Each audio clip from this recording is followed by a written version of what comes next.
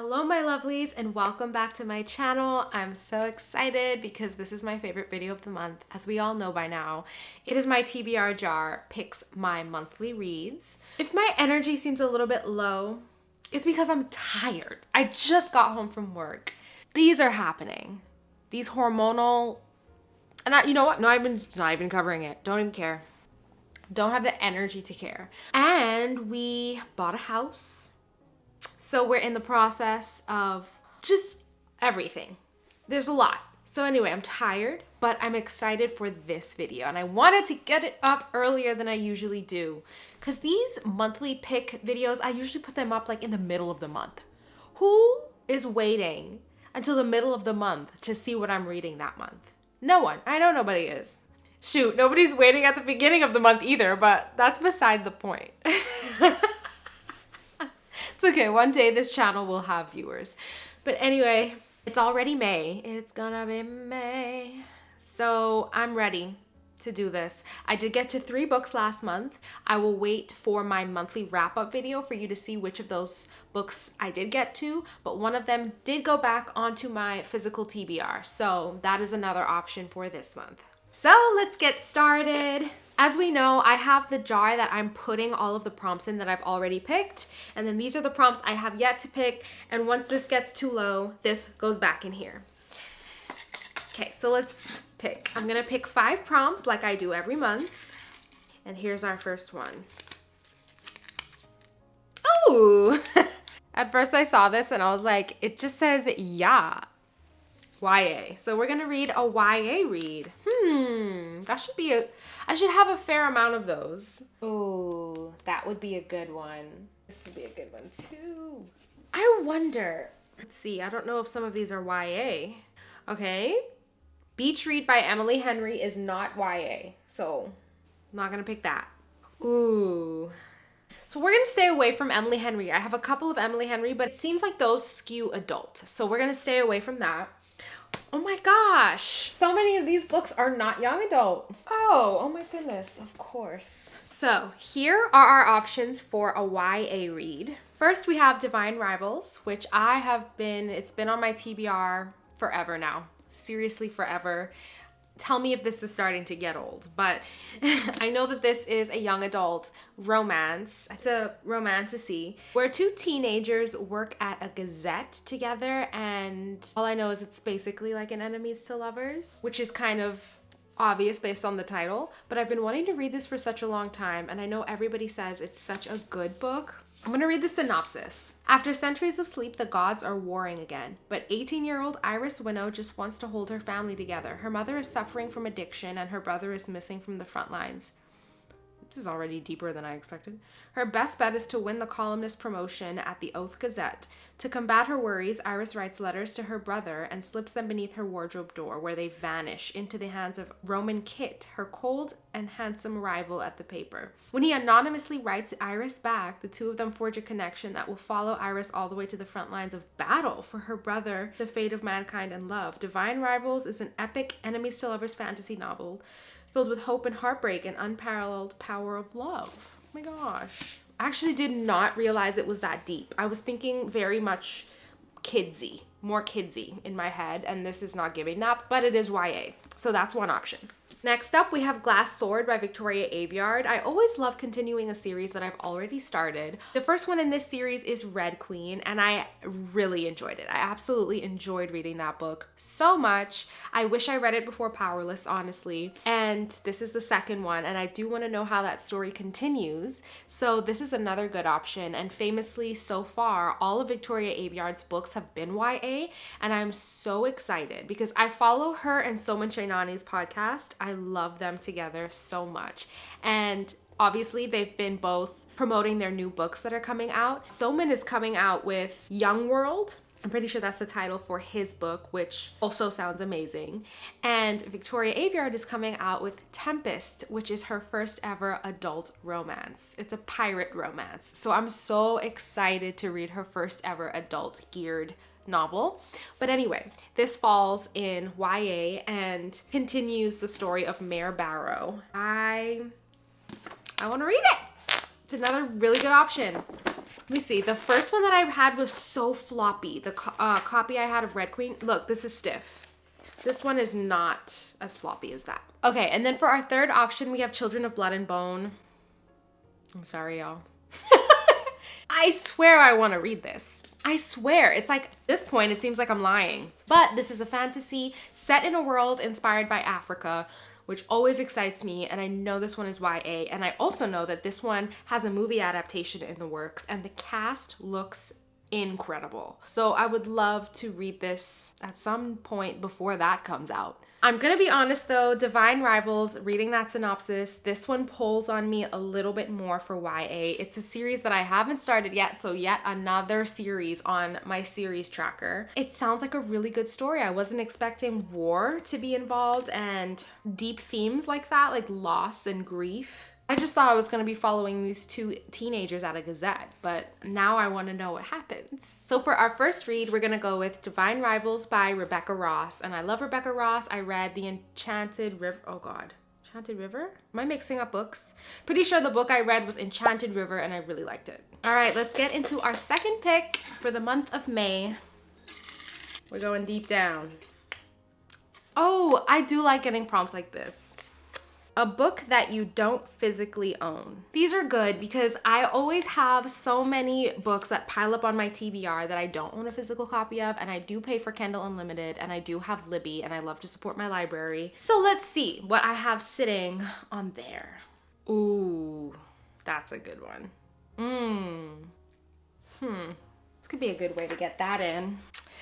Okay, so here are the two books that I'm between that I do not physically own. One is Atmosphere by Taylor Jenkins Reid. I have been on a Taylor Jenkins Reid kick for 2026. I really like her writing. She is quickly becoming one of my new favorite authors, and I've only heard that Atmosphere is one of, if not her best books so far. It sounds like it touches on so many incredible things. Themes-wise, like, it just sounds so beautiful. I don't know the full synopsis. I know that it's a female, there's an astronaut, I think there's sapphic love, and I think there's grief. And if there's one thing I know Taylor Jenkins Reid does really well, is she tells these nuggets of stories of people's lives, fictional people's lives, that on their own it doesn't necessarily sound like an exciting life story, but the themes that are weaved into it just pull on the heartstring in a way that you cannot do unless you're telling it through a more mundane story. Because a lot of times that's where these complex feelings in life come up, these like very bittersweet gray area realities shine, and she does a really good job of that. So anyway, Atmosphere has been high on my list. I really want to read it. But on another note, I have been reading the Red Rising series by Pierce Brown, and next up in that series is Golden Sun. And my husband is on Morning Star, I think is the name of the third book, and I want to catch up to him, and I want to be able to talk to him about everything that's going on. And I don't have that book physically, so I feel like that's really driving me because I don't want him to be so far ahead of me in the series that we can never talk about it. So I kind of want to catch up with him. So I feel like because of that, I'm going to go with Golden Sun by Pierce Brown, and just while this story is fresh in my head, this very complicated series, this space opera, I'm gonna keep going and hopefully catch up to my husband. I feel like that's a really good pick. Okay, I just realized I thought it was ready. It isn't ready yet, but I think it will be ready in time for me to read it this coming month on my Libby account. Let's check Kindle Unlimited real quick and see if I have it on there. I don't. Sometimes what's available on Kindle Unlimited is just not enough. So anyway, we're gonna go with Golden Sun by Pierce Brown for our second pick. Give her a good shake. This one's kind of like not even folded. Oh, read a classic. That's so sweet. I like when a prompt really narrows down my options. I already have a book in mind, but I have to see if it's technically a classic. That's one thing that I really want to be better about. I haven't read a lot of classics. I just haven't. I have a lot of interest in reading classics, but the thing with the publishing industry is it's so fast. Books are being pumped out at such a fast rate, and there are so many books that have been published that everybody is talking about that I feel a little bit of FOMO with because I can't join in on the conversation. So then I want to read up on those series and catch up. So there's never an ideal time for me to put all of that aside decide and pick up a classic. That is a choice that I have to be incredibly intentional about. So that's really part of why I'm glad that prompt is in there, because I think I would keep talking myself out of it, even though the truth is I do want to read more classics. So it's time. Yes! I don't know where or who decides this, but apparently Toni Morrison is considered a classic author, like her books are classics. Apparently, I'm gonna go with it because I want to read some Toni Morrison. Do I have? Oh, I do also though have, oh no! Oh goodness. Surprisingly, I have 3 options sitting on this physical TBR, and I think I even have a couple more on my other bookshelf. Because I brought her up, we're gonna start off talking about Sula by Toni Morrison. So this copy, I'm so grateful. I actually got this copy from my husband's grandmother. She has a lot of really older, beautiful classics. So when I was going through her books, she was like, take them, take anything you want. And I saw Sula and I was like, I have to have Sula. And I got a couple other Toni Morrisons from her. And I'm really excited to read them because I saw in the other ones that she had her annotations in them and I just need to know what she's annotating in the margins for a Toni Morrison classic. I just need to know. This is an option I'm very excited about. I've never actually read the synopsis. Oh, look at this picture, this beautiful picture of her. Look at her. So pretty. So let's read the synopsis. A friendship between 2 women, a friendship whose intensity first sustains, then injures. Sula and Nell, both black, both smart, both poor, raised in small Ohio town, meet when they are 12, wishbone thin and dreaming of princes. Through their girlhood years, they share everything, perceptions, judgments, yearnings, secrets, even crime, until Sula gets out of the bottom, the hilltop neighborhood where beneath the sporting life of the men hanging around the place in head rags and soft felt hats, there hides a fierce resentment at failed crops, lost jobs, thieving insurance men, bug-ridden flower, at the invisible line that cannot be overstepped. Sula leaps it and roams in the cities of America for 10 years. That's all I'm gonna read. That goes on longer, but like, that's all I kind of need to know. So we have Sula by Toni Morrison as one of our first options. Next up, we have a Robert Frost book of poems, which I also got from Dante's grandmother. And this is just a selection of his poems. And I kind of want to do better about reading more poetry because I really do like more lyrical prose. And I think that because you're dealing with such short form writing, your vocabulary in poetry has to be so accurate and so intentional.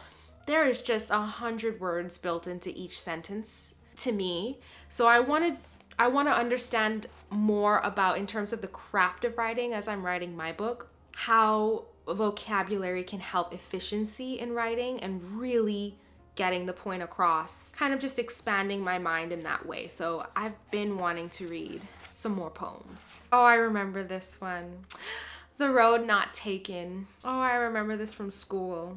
See, like, okay, I'm just gonna share this one. I mean, I'm sure we all know this poem, but The Road Not Taken. 2 roads diverged in yellow wood, and sorry I could not travel both, and be one traveler, long I stood, and looked down one as far as I could, to where it bent in the undergrowth, then took the other, as just as fair, and having perhaps the better claim, because it was grassy and wanted wear, though as for that the passing there had warned them really about the same, and both that morning equally lay in leaves no step had trodden black. Oh, I kept the first for another day, yet knowing how way leads on to way, I doubted if I should ever come back. I shall be telling this with a sigh, somewhere ages and ages hence, 2 roads diverged in a wood, and I took the one less traveled by, and that has made all the difference. I like that. Okay, so we have a collection of Robert Frost poetry. Lastly, also got this from Dante's grandmother, Homer, the Odyssey. This is as classics get, right? And I might be a little in over my head reading this one. Oh, there's some underlining and margin writing in here, and that makes me so happy. But anyway, there is a new movie coming out, and the trailer of that adaptation of the Odyssey looks impeccable. It's so engaging. Every time that trailer comes on, it's essentially a scene, just a full-on scene from the movie. When I'm in the theater and that trailer comes on, I'm like, oh, I need to see that. And I kind of want to read it before I go see it. This is hard. What do I do? Oh, gosh. Oh, and this is reminding me so much of reading Song of Achilles, which y'all know I love. Oh, what do I do? Okay. I'm most excited about Sula. But I kind of feel like I should do the Odyssey because this is one of them ones, as far as classics go, that I will just keep putting off. Yeah. Okay, I'm just gonna make this very simple, and I am just going to read the one that intimidates me the most, and that is The Odyssey by Homer. So this is as classic gets, so I'm sticking very true to that prompt. So this is our third pick for May. Crazy. Crazy. Over Sula? But that's the purpose of the prompts. It's like, if you're not gonna go there and really do the thing it's trying to force you to do, you're never gonna do that thing. All right, fourth prompt. Okay, a book that's set in a country or place that I've been to. My mind is on one. So I got a lot of physical books. I'm not about to go through each and every one and see where they're all set, but just for the ones off the top of my head, I know where these are set. We're gonna start off with Red, White, and Royal Blue. This is a romance, a contemporary romance set between the prince, I guess, of England, and then like the president's son or something like that of America. And I've been to both of those places. After watching Heated Rivalry, I am 100% in the mood for something like this. I think it's nice in spring to have a little bit of a like contemporary romance vibe in my monthly reads. So this one is a very good contender. Very contemporary. Next, we have The Unmaking of June Farrow. I know this is set in North Carolina, and that's where I live. So, I don't really know fully what it's about. I know there's a flower farm. I know it's in North Carolina. And I know there's some sort of like, I don't know if it's a mystery aspect, but it's like magical realism with some sort of mystery vibe. That's as much as I know, but that's all I need to know because it meets my prompt. So this is another option. And then the last two options we have are set in France. The Invisible Life of Addie LaRue by V.E. Schwab and The Nightingale by Kristen Hanna. Both of these I really, really, really want to read. I know they're making a movie out of this with the Fanning sisters, I think. So I've heard this makes you cry, and I've heard this is a really good book. This one is a historical fiction, I know that. Set in the time of World War II in a German-occupied France. And this follows two sisters, as I said. And then this one I know is about a woman who can never die, but the trade-off is she can never be remembered by anyone that she meets. And I feel like I need to read this. Everyone says this is really, really good. So far, the vibe of my month is just so like fantasy heavy, historical fiction, sci-fi. I feel like this is gonna have more magical realism, historical fiction rather than fantasy, which I feel like could be a nice addition. So I think I'm going to go with The Invisible Life of Addie LaRue by V.E. Schwab because I've been to France. I've only been for like a day and a half, but it counts. Okay, we're already on our last pick for the month. Let's do it. And then after this, I am showering, washing my hair, getting in bed, and putting on Gilmore Girls. And that's it. Less than 300 pages. I like that. That's a good size. Okay, let's see what I have. Okay, so I've gone through, and I have three options for you. Starting with On Earth We're Briefly Gorgeous by Ocean Vuong. I know that his writing is beautiful. I wonder if I would feel a little in over my head. Ooh, I don't know. I've been wanting to read this so bad. Okay, so let's see. Shockingly intimate and insistently universal. Not so much briefly gorgeous as permanently stunning. On Earth We're Briefly Gorgeous is a letter from a son to a mother who cannot read. Written when the speaker, Little Dog, is in his late 20s, the letter unearths a family history that began before he was born, a history whose epicenter is rooted in Vietnam. At once a witness to the fraught yet undeniable love between a single mother and her son, it is also a brutally honest exploration of race, class, masculinity, and our current American moment. Immersed as we are in addiction, violence, and trauma, but undergirded by compassion and tenderness. The question of how to survive and how to make it a kind of joy powers the most important debut novel of many years. This is his debut? Didn't know that. Didn't know that. Because he's a poet. He's a poet. Yeah, okay. So he's the author of critically acclaimed poetry collections, Night Sky with Exit Wounds and Time as a Mother. Okay, this is so cool. This is such a cool option. Next, again, we have Sula by Toni Morrison. I don't think I need to tell you more about this. And then lastly, we have The Midnight Library by Matt Haig, which is a story about if you go into a library and you have an option to pick up books that transport you back to different times in your life. And like, what would you do differently in those moments? I wanted to read them really, really bad. I love magical realism. I really do. And it seems like a very like contemplative way to use that. But I do think I have to go with On Earth We're Briefly Gorgeous by Ocean Vuong. First of all, look at the cover. It's so pretty. You know these black and white covers are gonna mess you up. Like when you see a black and white cover like this, be prepared. So I'm ready. I'm buckled up. Oh, this is such a sweet thing to say. Vuong has taken the English he acquired with difficulty and not only made it his own, he's made it better. See? Like how I have to read this. So this is my last pick for May. Okay, so let's go over the books that we chose for May. Firstly, we have Divine Rivals, which is our YA read. Very excited to read this one. I'm excited to read more of Rebecca Ross. I really liked the book of hers that I read before, the like Scottish fantasy, and it was super interesting. It was different than I expected. It had more of a mystery vibe than I was anticipating, but I really liked it. So I'm ready to continue on. The second book we chose, if I'm remembering correctly, is Golden Sun by Pierce Brown. That is our book that I don't physically own, but I'm ready to continue that series and I'm ready to catch up to my husband so that I can talk to him about it. And yeah, I'm excited. And I really like Pierce Brown. I mentioned this before, but I listened to his podcast with V.E. Schwab, the episode of No Right Way. And I was just listening to him talk and I was just like, I need to read his writing. I just need to. I don't remember the order, guys, I'm tired.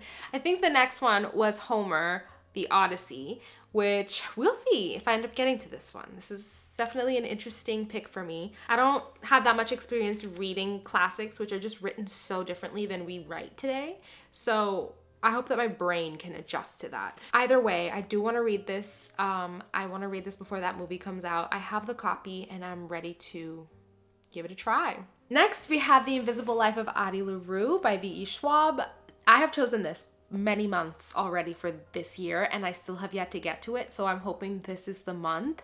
I know I'm gonna love it, but sometimes, I don't know. I feel like books that I know I'm gonna love, I just end up keep putting off for some reason, like Children of Blood and Bone. I don't know what that's about, but hopefully this month I actually read this book.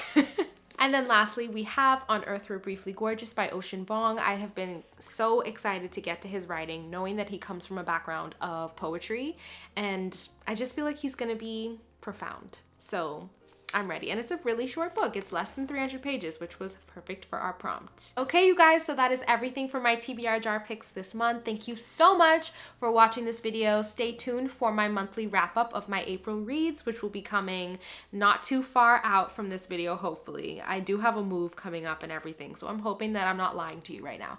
But anyway, I'm gonna go get cozy and get in bed, and I will see you guys in my next video.